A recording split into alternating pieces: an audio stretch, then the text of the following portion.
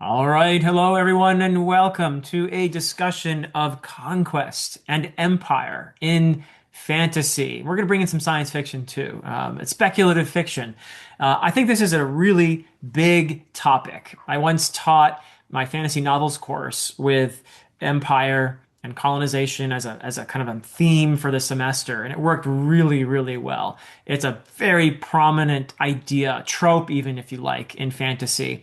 But I don't think it gets talked about a ton, broadly speaking. So I'm bringing a wonderful person here to talk about this. My guest is none other than James Dulin, the author of No Heart for a Thief, which is the first part of the Malitu. Is that it's That's right. You all got right? it. Good, good. I did listen to the audiobook actually of No Heart for a Thief, which I thought was a brilliant performance. And I'm so glad because I thought you did a really wonderful job with many things, but also this theme of conquest and empire as a precursor in your case, and what we're looking at here and what we're going to be discussing as well is not just the motivations behind it, but the repercussions. What are the effects of conquest and empire, not only on the people who are colonized and conquered, but on the conquerors themselves? And this is something I think that fantasy has a lot to say about some of my very favorite series, like Malazan. It's at the heart of it, really. And there are so many series that we're going to talk about in the course of this conversation. I am sure that are examples of what you can do in terms of exploring this in a fantasy world, which in and of itself, I think is an interesting thing. Why not just talk about it in the real world? There's plenty of examples, right? Why write about this in fantasy? What can you do? So, James, thank you so much for being here today. Thank you for having me. It's an interesting conversation. I wrote my whole book with the conquest and colonization and occupation being the setting. So of course I love to get into this. I think that fantasy offers us a really interesting portal to talk about the world. And the world has a lot of occupation, conquest, and colonization in it. That's our history, regardless of what corner of the world you're in. There have been colonizing forces, there have been conquests, and so I think it's obviously going to be a part of our fantasy worlds because our fantasy worlds are oftentimes a reflection of our world and our experiences. So true, so true, and that is the beauty of storytelling is that they allow us to process really important things like this in a safe Yeah. space, as it were. So you have stories going way back. One that I grew up with is I can remember the first movie I ever watched in a theater was Star Wars in 1977. And of course, you have an evil empire, and that's the heart of that's the antagonist right there. That's Yeah. Darth Vader is the face of this sterile, conquering, incredibly just evil empire, right? Yeah. That the good guys are the scrappy rebels who are the underdogs clearly, and they're trying to beat this empire. And that's a trope that goes way back. And we love that one, and we love to Mhm. identify with the rebels and all of that. But there have been many iterations of Star Wars as well. And before we started recording, we briefly mentioned Andor, Yeah. which I think is even a much more deliberate exploration of these themes. So, what do you think we can get from Star Wars and especially Andor as an exploration of this theme of conquest and empire? One of the things that I think is extremely interesting about Star Wars and its exploration of conquest and empire, um, is actually taking a step back from the story and looking at us as the audience for that story. So many of that audience are very hesitant to understand that George Lucas was having an allegorical talk about the US and Vietnam and not wanting to paint the US as, especially from American perspectives, as this evil empire. And so it's interesting how often that comes through in our conversations around conquest and empire and colonization, how we are uncomfortable, even in the fantasy settings, about talking about ourselves or seeing ourselves in the people that are being represented as the bad guys, as Right. the antagonists. And Star Wars is probably the most famous example of at least in American culture, us having a very large scale conversation about empire, and so many of us don't want to understand or buy into the allegorical part of it. We want to see the lightsabers. Yeah, yeah, yeah. Well, I mean, the lightsabers are cool. They are. But I think when you say like Andor gets into it a little bit more deeply, Yeah, they also removed the lightsabers. I think right. that was a big part of us being able to see the rebellion is we can't rely on that's a really cool fight scene because there are some really cool fight scenes and those are more entertaining than watching the Senate breakdown. Yeah. Um, Although then that's a pretty there's a lot of tension. There's some great there storytelling is. in that portrayal of the breakdown of the Senate, Yeah. which leads to eventually the formation of the empire, and all of Mhm. that being manipulated very, Oh yeah. diabolically. But it's interesting.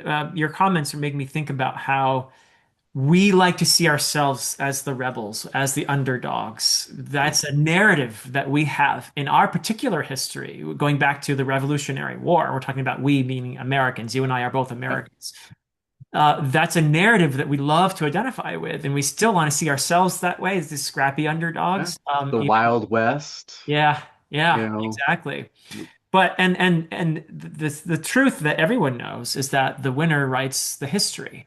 Yeah. And the role of history in all of this is really important because the narrative that gets put out there is, in many senses, deeply flawed, if not even outright propaganda. Yes. There is an element here of, in almost all these stories that we're going to talk about, like Malazan, Malazan constantly pokes fun of history because it's so unreliable. It is Mm. the victor essentially asserting, no, we're the good guys because we won. So, and often you see even religion invoked in that way. Like, oh, Yeah. God obviously wants us to win because, well, look, we're the favored ones, we're the chosen, we're the whatever, right? So Yeah. it retrospectively justifying the aggression by saying, well, God wanted us to do this, right? So that's a big part of what you do in here as well, isn't it? Where you have Yeah. a religion that is very much tied into and justifying the conquest and oppression of a people. Yeah, it was important for me to have that conversation in this book. I wanted to be very clear about the intentions of this book within the writing.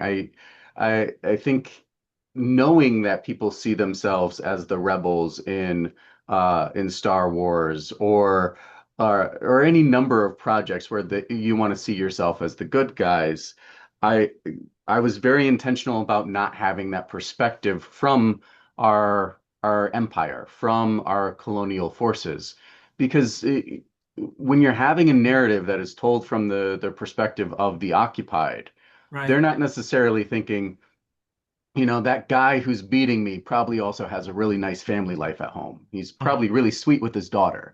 Like, we're not, you're not seeing the complications of everybody's complicated. Everybody has those things that go on in their lives, but we're not Hmm. seeing that when we're experiencing the wrath of your oppression or your occupation.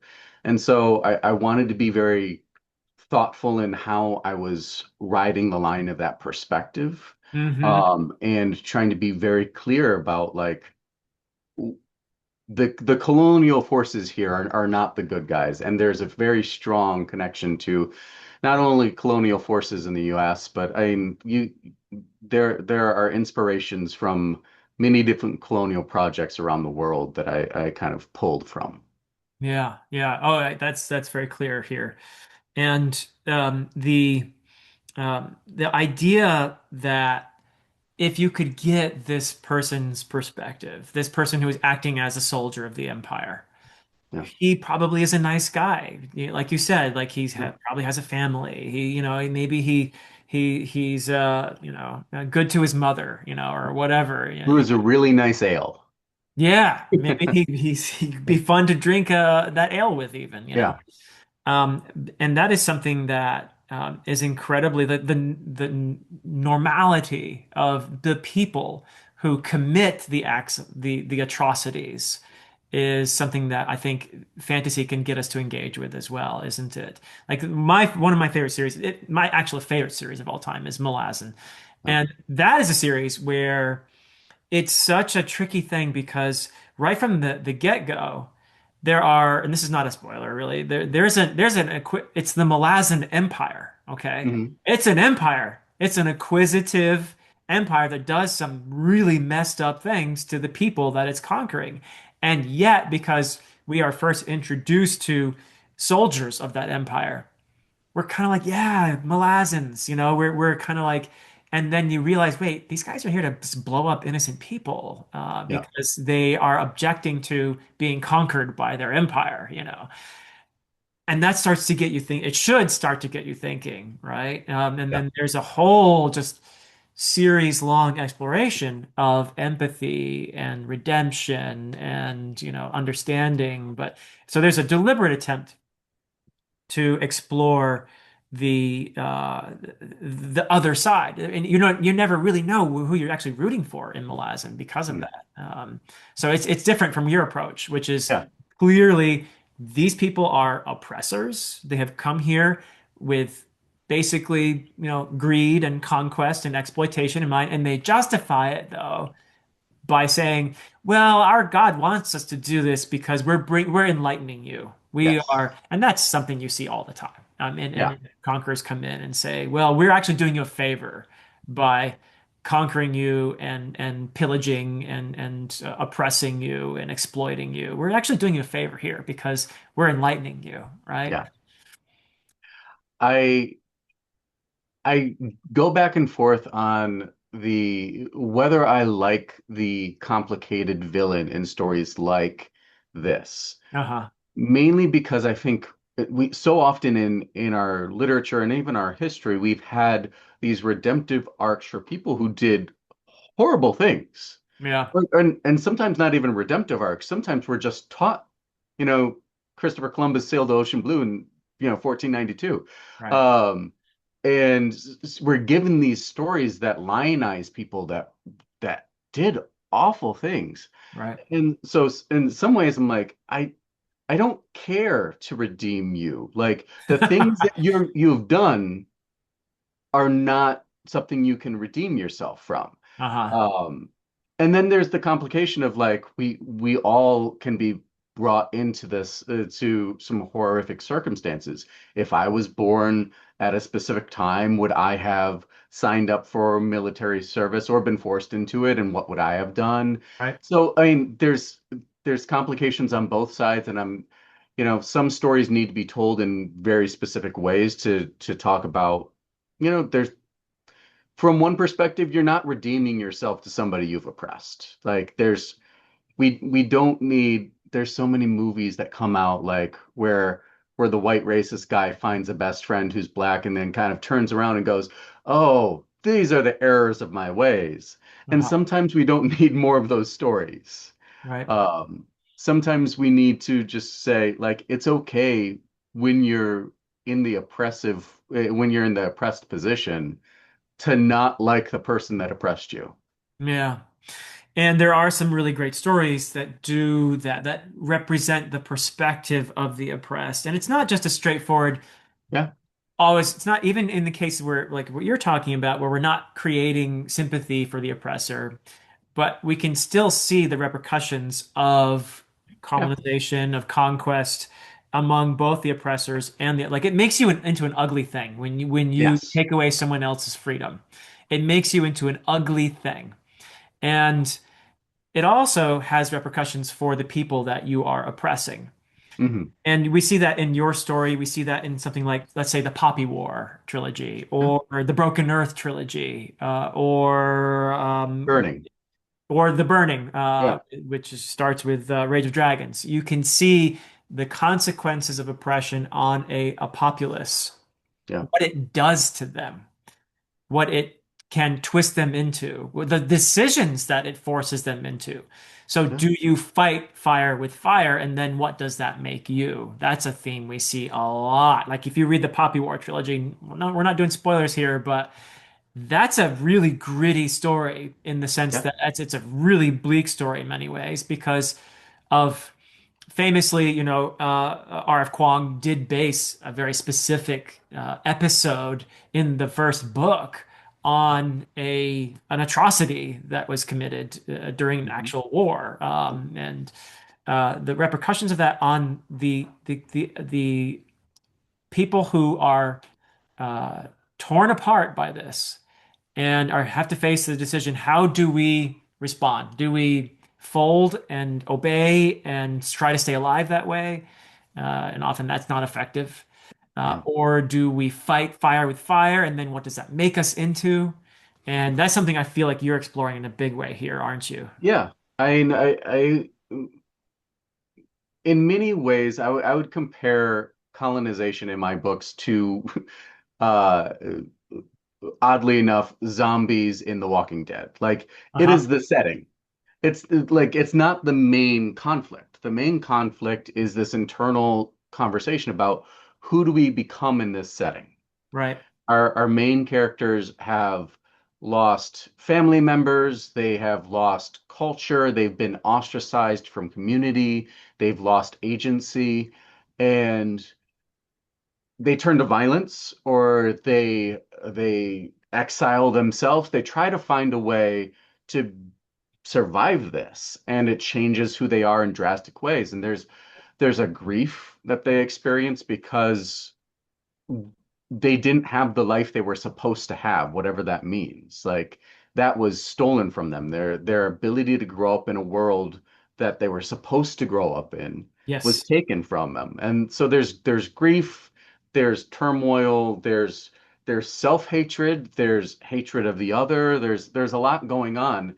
And it fundamentally changes you, it changes your culture, it changes your community, it changes everything around you. Hmm. And so dealing with those changes, I would say, is the most central conflict within the Malitu series. Is that's the conflict. The colonizers are there, but they're in what, 10% of the first book? Yeah. And so not much more going forward. They're not the main thrust of things. The main thrust of things is an internal dialogue about what this means to individuals and communities when experiencing it. Yeah, that's brilliant because a big thing that happens under colonization is the erasure of culture.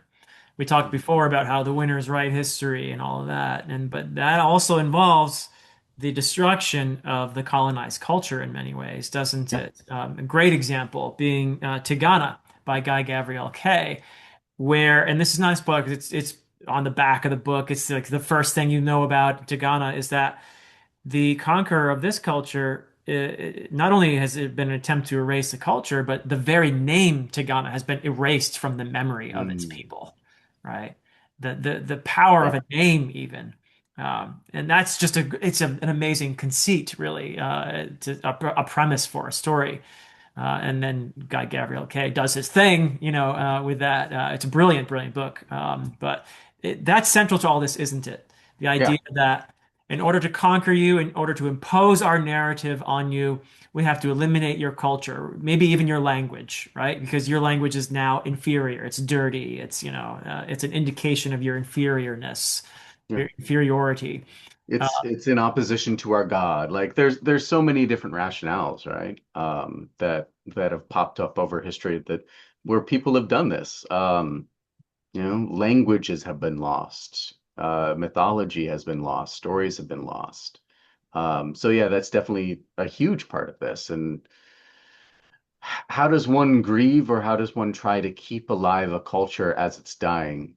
Um, I don't know. It's a hard question to answer. it is, and that is perhaps an example of defiant storytelling. We're storytellers and we Yeah. understand the power of stories.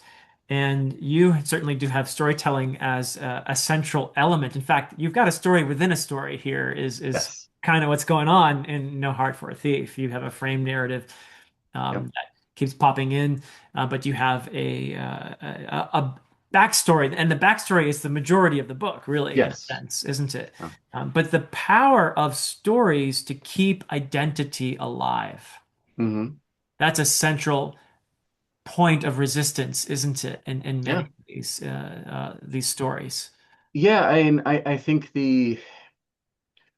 there are many cultures around the world that have been affected by colonization who have, if you just look at the indigenous communities in the Americas, were even until the last mid-century, in the 1900s, were being stolen from homes to be re-educated Right. along in civilized ways, Uh-huh. forcibly taking culture away from people and stories away from people. And many of those communities have tried to come back together to rediscover their stories, rediscover their languages, heal those voids in their collective consciousness that has have been taken from them. Yeah. And so I find that interesting. I find that struggle very compelling, that idea to know oneself and to know one's history, apart from the idealized of like what's canonized in history, but to know one's personal and people history from one's people is something different. I I grew up thinking that the potato famine was just something that kind of happened to Irish people, Uh-huh. and it wasn't something that was forcibly done by the English. It's And that completely changes the narrative of who you are. I grew up knowing there like silly little jokes about Irish people love potatoes so much that they ate them out of existence and they started starving. Like that kind of humor is based on a lie of history that we've been taught by the winners of that Right. engagement. And no coincidence that the Irish language just went off a cliff at that Yeah, exact time, that down to this day, there are attempts to revive it, but it's difficult, in yeah, so yeah, language being central to that whole thing is that's a big part of there's a real world example there. Yeah. yeah. The Irish and also the Welsh, have Hmm. actually been more successful in keeping their language alive, but they were colonized even earlier. But yeah, so and of course the stereotypes and the all Hmm. the jokes and the put downs is just a tiny tip of the iceberg, really. Um, Yeah. but It's a normalization piece, right? The One of the things that I talk about in the book, and I've seen in other pieces of media as well, is this idea of the other and how easy it is to face another on a battlefield mm, rather than face somebody you empathize with. right, And so this idea of needing to other to need you need to other the opposing forces in order to do the kind of horrific things that war asks you to do. Um, and at least in No Heart for a Thief, there are some people from the indigenous communities that have, in one way or another, for whatever reason, joined our colonizing forces. yeah, Um, Whether that's manipulation or whether that's bribery or just survival instincts on their part. right. Um, but it becomes harder to engage with them on the battlefield because they look like somebody who could be your cousin, Right. versus somebody who is easily made the other. And there's also a special, oftentimes hatred reserved for such traitors, Yeah, right? And that these people are maybe it's survival. You could call it any number of things, but in some ways they are worse than the colonizers because yeah, they have betrayed, they've turned their backs on their own culture in order to get ahead, to survive, whatever it might be. But the level of self-hatred that must be involved in that mhm, is just it's hard to contemplate, yeah, uh, betraying oneself and one's loved ones in order to survive. But that is what people can be reduced to, under such circumstances, yeah, that is a common thing, unfortunately. But and it's something that I write about too in my trilogy. It's a story of a holy war, perpetrated as a and there are people who, this is the thing though, there are people who believe in they've justified this by saying, yes, we're doing this because God wants us to, and Yeah. it's going to make these people ultimately, they can't see it now, but ultimately it's going to lead to their salvation, right? Um, as opposed to there are people who cynically use that religion, use that as simply an excuse. They're basically nakedly ambitious. They just Hmm. want greed. They're greedy. They want Yeah. power. They want riches, whatever, and that's a convenient excuse. No, I love that when I also listened to your audiobook. Thank you Uh-huh. for giving me a copy. But no, I love those dynamics of the priests and their own competing um needs, their own competing desires and ambitions, and the rationales for each of them. I think that lends a complication to things that I think can be very interesting. Um, but yeah, the we often go into a lot of conflicts, and even when we're looking at history and we impose a narrative to a collective group of people, where we know not everybody on that battlefield was there for the same reasons. Right. Um, Even if they're being used to a specific end, they have their own reasons for being there. And so there's complexity to be sought there. And I think it just needs to be purposeful when you're an author, what story you're trying to tell, and when are you trying to complicate that story, and for whom are you trying to complicate that story? Right. Right. That's well said. And one question I have as we're talking about all these fictional worlds, Yeah. um, we're talking about real world issues like, Second Apocalypse by R. Scott Baker is one that is very closely, especially the initial trilogy, the Prince of Nothing trilogy, is very closely based on the Crusades, the first Crusades, and there's a almost a beat for beat, repetition, but it's in a fantasy, otherworldly, Yeah. bleak setting. But he is clearly exploring how something that I was exploring as well, which is this idea of how we justify our brutality, our aggression by faith, believing that this is the right thing, and that's powerful, isn't it? This Hmm. this narrative that we're chosen, that we can accomplish something really grand by doing this. People can be swept up in that, can't they? Um, Yeah, I mean, we see it in our current day politics as much as we see it in politics from, 200, 300, 1,000 years ago. yeah. Um, when we're sold a story or we believe a story, whether it is right or not, I'm not here to argue anybody's faith. Um, when we believe in that firmly enough and we connect that to the goals of an empire or the goals of power and ambition, we are able to justify a lot. Um, the, the hard thing I've always had with this idea of pure evil is I think it disconnects us as individuals from the idea that we could do the same. Hmm. It's a otherizing tactic in some ways. Right, And right. so when talking about history, I've encountered people who want to say, well, that's an evil person.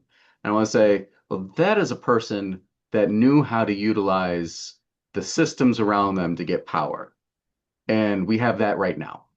And if given the a certain set of circumstances, we could be in that same position. Hmm. Or that is a person that was manipulated by power and manipulated by story and narrative to drive their actions as well.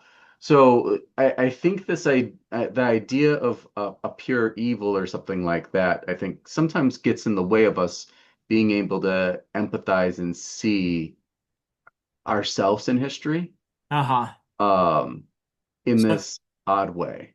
So the difference between Andor and the original Star Wars, maybe, Yeah, what is I what you're Andor talking. has those interesting characters of like I have no idea what the character's name, so I'm not even going to reach for it. But you have the the inside man that Luthen uses to get information about the Empire and steal, like Right. ultimately he's the one that steals the plans about the Death Star to hand to Luthen. Yeah, yeah, Um, yeah. it all relies on him almost 100%, and he is deeply embedded in the Empire. At one point, he either had to believe or had to be okay with what was happening to join and get in. And then maybe started to disconnect from those ideas, but at some point he believed that. So that Yeah. it's interesting to see how those characters were worked through Andor. Yeah. Or another, this is a near and dear to me one, but it's also, I think, a complicated case.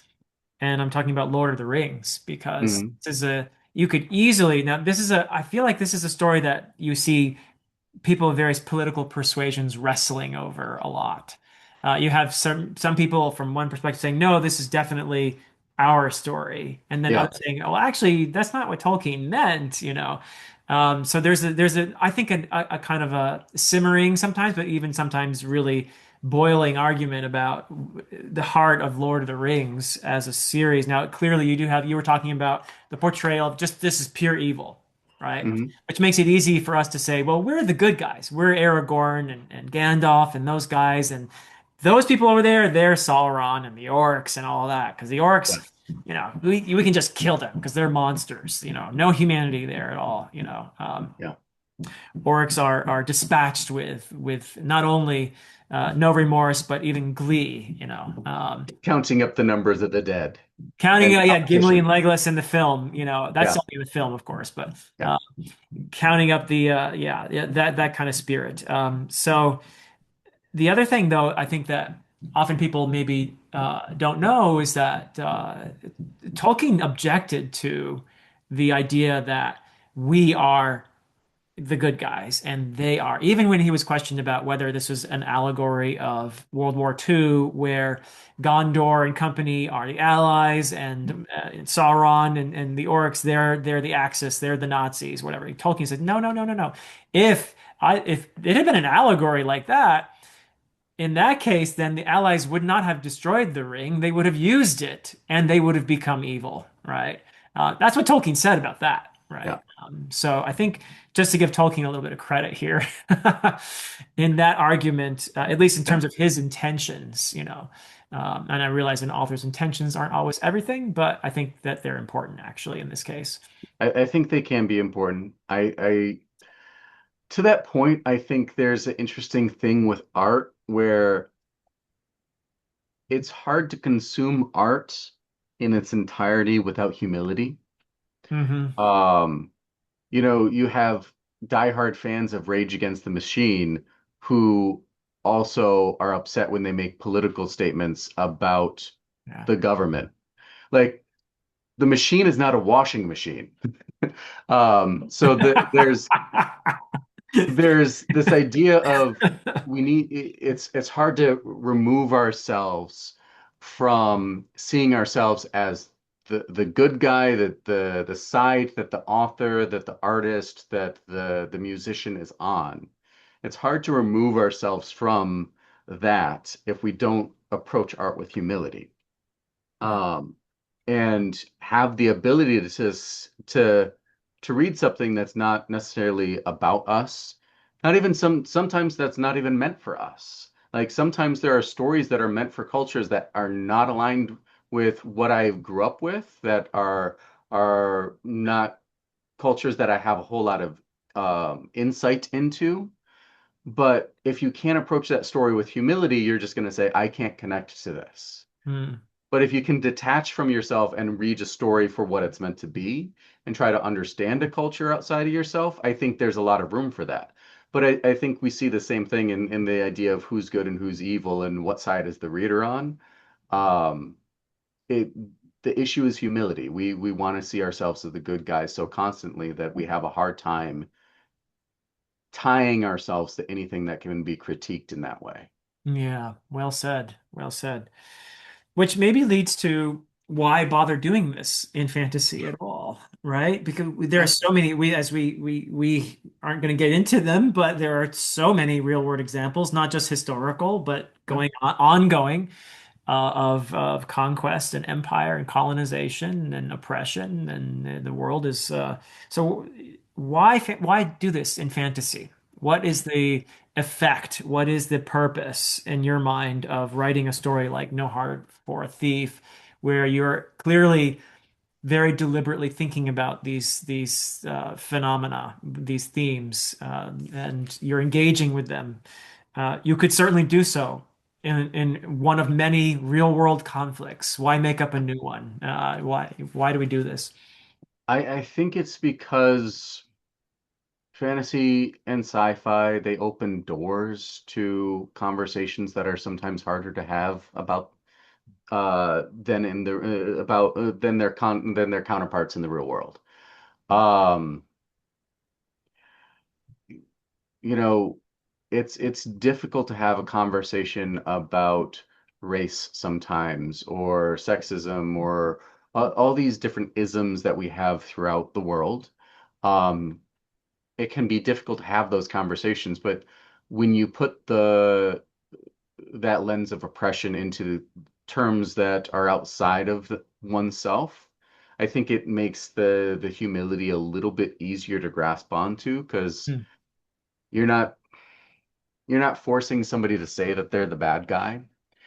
Um, and this might be getting too deep into, you know, oppression, and that's not necessarily the focus of this conversation, but I think that one of the hard things that we have, one of the difficulties of having conversation about race or any other kind of oppressed class and talking about that is so often we are still in the mindset of good guys, bad guys, whether it's a fantasy story or not. And so when we when we have to have humility about our own actions, about our own complicities in systems, in oppression, it can be very hard. It can be very hard to say, yes, either my ancestors did that, or yes, I made a mistake yesterday, or that was something I didn't know. That those things require humility and the ability to see yourself as imperfect. Hmm. Um, and even though many of us can acknowledge our imperfections, it's very hard to do so in the moment, and especially when we draw such stark lines about those imperfections. We hear racism, we immediately see evil, and we immediately, or at least the majority of people, there are people outside of your outcasts of society that still wholeheartedly believe in racism and believe that it's a good thing to do. We're not talking about those people necessarily, but for your average person who has equated racism with evil, they don't ever want to be called a racist because they see that as a characterization of their identity rather than a characterization of their action. Hmm. And so they can't actually engage with that action because to engage with that action would be to label themselves a bad person. So this is a long way of saying I think that fantasy allows us an extra step away from a person having to label themselves with one side or the other in order to get the perspective and try to empathize. And so taking away that emotional stake Yeah. maybe makes it easier for them to think through these issues in a sense. I think that's the hope. It doesn't always happen because they're also fantasy stories are cool. Sci-fi fantasy stories are cool. Lightsabers are cool. So sometimes it's just, ooh, fun thing. There's a dragon. And we can sometimes lose the themes of a book. Um, and also people who read sci-fi and fantasy don't want to be lectured at. So Uh-huh. we also don't want to create a story that is just a lecture. What I'm saying right now would not make an interesting fantasy story. Uh-huh. But embed it in themes that is something that you can connect to and has, cool magic and all of that. It's a lot easier to digest. R.F. Kuang famously has talked about this, where she's been criticized for being too heavy-handed and Yeah. that kind of thing, right? For making her themes of oppression and colonization too obvious, right? Too easily mapped onto the real world. Uh, Yep. what's your response to that? Why? I thought she gave a very articulate response personally to that, and she gave a lecture on the topic. But it is a risk. You're going to have people, you know, throwing the word woke at you and that kind of thing, even if you dare to engage with these kinds of themes, because they don't want to hear it. Yeah. They don't want to hear this kind of. They want to close their ears to it for whatever reason. But so, what's your response to R.F. Kuang? Or have you read Poppy War, by the way? I don't know. I've read the first story. I have not read Okay. the rest of the trilogy. That's probably enough for you to get a good Yeah. sense of what she's doing in there. So, can we be too heavy-handed, or is it how important is it that we engage? And what about stories that don't engage Yeah. with that's okay, right? I mean, just pure entertainment, we can escape and forget about it. Or people who read stories that do have these themes but choose to ignore them. This is Yeah. something that, I encounter while I'm reading through the manga One Piece. And there are clearly a huge element. The main No antagonist in critiques One of Piece capitalism in there. are you kidding me? I mean, the main antagonist in One Piece is the world government, okay? Yeah. And they're constantly trying to impose a narrative to lie to people about history, and there's just all this political stuff. But if you talk about that political stuff too much or too explicitly, you'll get people, believe me, I've Oh had yeah. it happen, who will say, "How dare you talk about politics? This is a story about a funny rubber guy," you know. Um, uh, Yeah. so, No, and that there's a lot in there. I think that um and there's nuance to the conversation. When people complain about stories being too woke, um and usually there's nothing else that goes yeah, with that criticism. It's just, oh, this is woke, therefore bad. I think there are stories that, especially in the last 10 years, that have been put out on major platforms that are heavy-handed with messaging because they're treating it as marketing more than they're treating it as storytelling. And that's when you're like, this theme doesn't integrate into the story. That's not working for me. The problem I have isn't that it's trying to tell a woke theme or that the casting is diverse. Sometimes I have a problem that they don't know how to integrate the theme into the story, and so they're telling me so explicitly that it takes me out of the story. Uh-huh. I can have that experience. And then on the other hand, I know that you had an outroar by audiences when they saw the Hunger Games and Rue was black. Like she's black in the story. Like you just didn't want to read that. Huh. Um, and so I was very intentional throughout my series of talking about skin color, Uh-huh. of labeling it, because I didn't want readers to our default often, especially white readers, is to identify somebody and picture them as white. And so if we don't actually fight that default, it's going to happen. So you'll have I feel like I'm going all over the place, but there like Brandon Sanderson with Mistborn or some of his other stories intentionally didn't write race into the story, Uh-huh. but the covers are all white girls of Vin. Like the portrayal and both in images, but also within a lot of readers' minds, ends up being white. And so if unless we're intentional about it, that happens. And so there's this balance between making sure the themes are integrated into the story to make it feel like a story rather than a lecture. That's important. But you also have to have some kind of explicit nature to the conversation, or else it will be written off often Yeah. by people who don't want to see it. And so there's a hard balance there. I mean, we And tend we tend to want our heroes to look like us, right? yeah, Just look at the way, Jesus has been portrayed in Europe, you're saying that he didn't have sunscreen in the Middle East and taking great care of his skin regiment. Right, Um, right. yeah, we do this in all ways. Now, there are people that are going to read books for the dragons and the lightsabers, and that's going to be fine for them. They don't want to look at the themes. You can't force somebody to look at the themes, and when you try to, it feels heavy-handed for the rest of us who love to read the story and get the themes.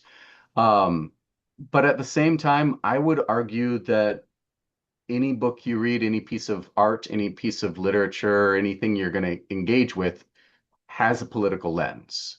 It might not talk about oppression. It might not talk about colonization. It might not talk about specific themes, but there's politics within everything we do based on like which characters you chose to write and chose to involve in the story and which perspectives you chose to tell and who gets agency within that story, who has access to even reading that story, how it's produced, the what steps the author was given in a path towards getting that published and what kind of access they had. There's politics ingrained through all of our art. And so I don't know that anything can be purely escapism unless we're ignoring a lot. hmm Okay. So there may not be anything such as pure escapism. Yeah. Okay. Interesting. Yeah. So assuming that we are actually getting people to think about these themes when we write these stories. Clearly, Yeah. people like you and myself who write these stories where we're trying to engage with these themes, we think that it's helpful. We think that it's useful to do this. Are we actually right about that? Are we actually going to be able to change the world and make it better by getting people to think about these themes? In other words, my personal feeling, and I've said this in many discussions, is that if we don't learn to transcend our tribalism, we're going to destroy ourselves. We are going to destroy ourselves. That is my belief. Hmm. And but I don't know. Are we actually doing good? Are we improving? Are we seeing any progress in terms of humanity actually learning that, oh, these people over here that I thought were my enemy were actually they're just a lot like me, aren't they? And there are many ways in which I can identify and sympathize with, empathize with these people. Are we getting any Hmm. better, James? Or are these stories helping? I I don't know that I can give a definitive answer to that Oh, come question. on. What what I can say is I have some hope that what we're seeing right now across the world in a lot of fascist governments rising to power or popularity Yeah. is the death throes of some really ugly ideas trying to hold onto a tighter grasp as we're seeing progress. hmm I hmm hope that is what we're seeing. I hope we're not seeing true regressivism where we're not going to springboard from this. I hope that's what we're seeing because I think there are the the rise of some of these forces within our current context allow people to question things a little bit more clearly because it's very explicit. Um, so I hope that that's there. Um, I I think we are molded by and we are a result of both the narratives we consume and the narratives we tell ourselves. hmm I don't think there are a whole lot of people in the world that tell themselves that they are the bad guy, that they have a narrative in their head that, yes, I'm out here to do bad. I'm out here to do evil. Um, I think people have a narrative about themselves in some way being helpful for either society, their family. In some way, they're contributing positivity. I think hmm they have that narrative. Whether the rest of us would agree with them or not is different. So I think Well, that the what they've narratives we done do, maybe is they've drawn a circle around yeah, themselves and the few people like them. And these are the ones that I'm good if I support, and the ones yeah, outside this little circle are bad, right? yeah. It doesn't matter what I do to them, right? I think that definitely happens. And I think that when people consume narratives that challenge those ideas, that challenge themselves and their own story about their lives, Yeah. that lends an opportunity for them to see the world a little differently. It's not a promise, it's not a guarantee. I can't guarantee you if you read my work or the works of my favorite authors that you'll see the world in a better way. And I can't also guarantee that my way of seeing the world is a better way.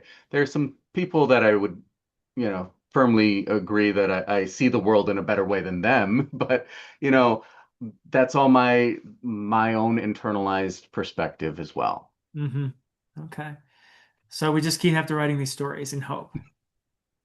I think the other thing is we can't stop at writing the stories. Hmm. So if we believe in something, so I believe that the roots of colonization and the harmful effects that linger on until today are detrimental to our society and our ability to see ourselves as fully human because we continue to otherize everybody around us.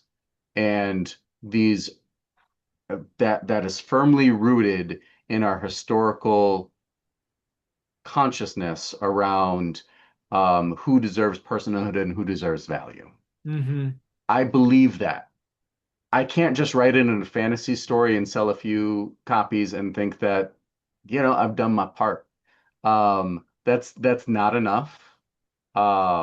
If I firmly believe this, then I need to find ways to be active within my community. I need to have conversations with people in my lives. Yeah. I need to contribute to movements where I see positive growth. I need to talk to my kids about these things. Like it can't just stop at the words on a page. Um, because I'm an indie author and my words on a page don't get far enough for that to mean much of a difference. Yeah. Well, you never know. Yeah, we never know. This interview is going to spark everything. I'm going to sell a million copies after this interview, and it's going to change the world. So, you know, just submit this, publish this on YouTube, and we're good. But that's it. We solved the whole thing Yeah. right now. Congratulations to us. Pat yourself on the back. We did Yeah. it. Go Yay. team. Yeah. Well, anyway, we little drops, I guess, in the ocean. Yeah. Little drops in the ocean. But this is something that I think about a lot. Obviously, I wrote a story like you where these themes come into play, and I didn't do it by accident. And Yeah. fantasy is a genre where this comes up a lot. The idea of empire or colonizing and conquest and aggression and the ways in which that affects the aggressors who have to tell themselves this narrative that we are somehow superior and better, and therefore this is justified, and the ways that it affects the people who suffer under that oppression. Uh, Mhm. and the choices that they have to make, and that is something that you wrestle with, I think, really very effectively in No Heart for a Thief. So I suspect that it will be helpful to someone reading it. I hope. I hope.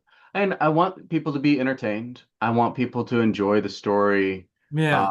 I hope they feel empathy for the characters. I hope they engage with the themes. I hope all of the above. Um, I didn't set out to write, a thesis.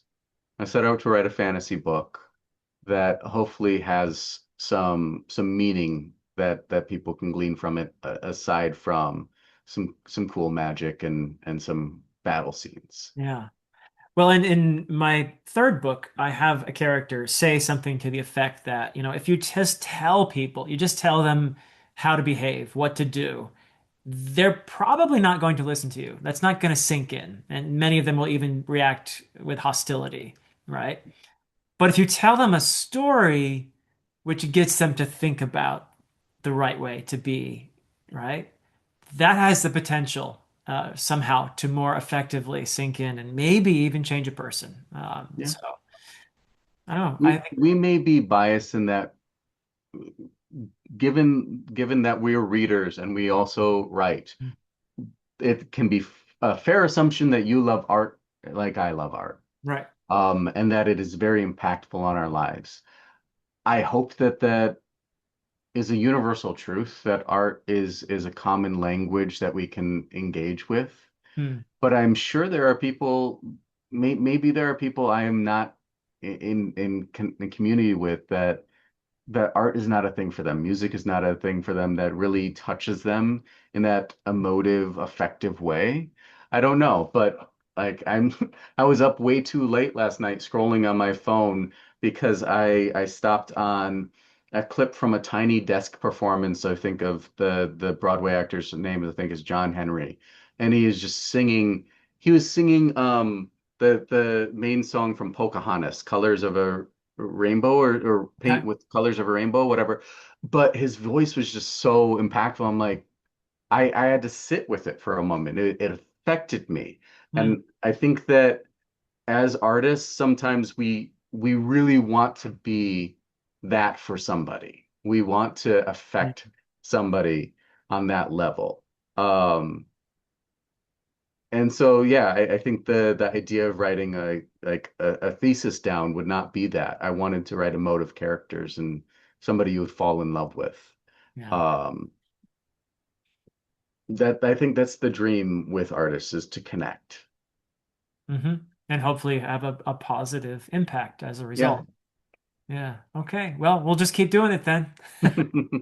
We'll just keep at it. James, I want to thank you for a wonderful conversation. Yeah. I've really enjoyed this, and Thank you for having me. it's good to be reminded sometimes about why we write and how Yeah. important that can be, I think. So thank you so much. And by the way, I just want to plug one more time the audiobook because what was the name of the performer? Daniel Cryer Muthaitis Rider, he is amazing. Yeah. I lucked out. Did a wonderful job narrating No Heart for a Thief. And the rest of the series is also going to be on Yeah. audiobook. It's in the works right now. So we're working on No Safe Haven at the moment. And then we'll see when we can turn it around. I'm hoping within the next year all three books are out. Cool. So tell people more about the Malitu series as a Yeah, whole. How many books are in it? Where can people buy it? What's the et cetera, et cetera. I'll put a link in the description to your website if you have one and all yeah, that. But well, what's the definitely. best Thank you. way? And what's the series as a whole? Give us a quick pitch for all that. So Malitu follows two main characters, Kalo and Tayan. Kalo is a uh, disgruntled warrior who's resigned himself to a life of exile because he has seen the results of his rebellion, and it led him to a very dark place. So he just exiled himself. And he's brought into it when he comes across a young teenage girl who's lost her family and is hell-bent on revenge. He sees himself in her and wants to stop her from making the same decisions that he made himself. And so he tells her his story, the story of how he created a rebellion and the consequences of that rebellion. Hmm. And so you see both his story in the past, and you also get to see him and Tayan kind of navigate the world as it is. Yeah. Wow. Excellent. And what are the titles of all the books? Yep. So you got No Heart for a Thief, No Safe Haven, and Only a Grave Will Do. There's also a prequel novella that is Don't Bloody the Black Flag. That is free if you sign up for my newsletter on jamesldulin.com. Okay. Um, No Heart for a Thief is available on audiobook. The rest will be on audiobook as soon as we are able to make that happen. All books are on Kindle Unlimited. So you can get that there, or you can get signed copies from my website or wherever you want to purchase your books from. They should be available online. All right, fantastic. Thank you once again, James. I've really enjoyed chatting with you. And everyone, go, give him some love, give him some support if this story sounds interesting to you. I think it's a very well crafted story, and I can definitely give a huge thumbs up to the audiobook, which just it was a delight. So thank you for sharing it with me, James. Thank you very much. All right, but that is it for us for now. Until next time.